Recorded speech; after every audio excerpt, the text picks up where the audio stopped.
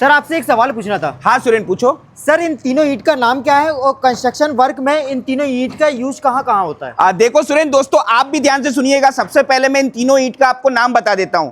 इसे हम कहते हैं रेड ब्रिक, ये मिट्टी से बनती है।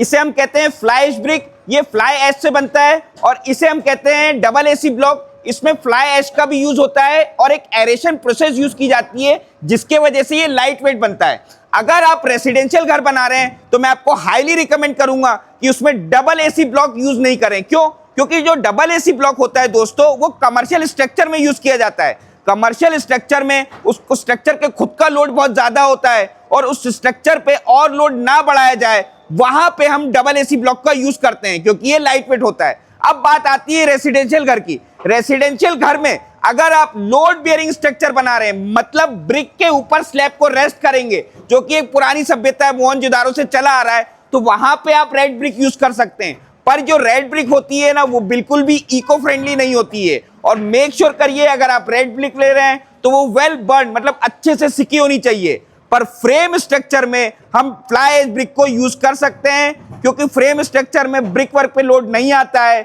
और कॉस्ट वाइज देखा जाए तो जो फ्लाई ऐश ब्रिक होती है वो रेड ब्रिक से सस्ती होती है। पर इसमें एक चीज का ध्यान रखना है, अच्छे मैन्युफैक्चरर से ईंट खरीदे जिसने ईंट को बनाते समय अच्छे से कॉम्पैक्ट किया है, अच्छे से उसकी क्योरिंग की है। सो कमेंट में आप बताइए आप अपने कंस्ट्रक्शन वर्क में इन तीनों में से कौन सी ईंट यूज करेंगे।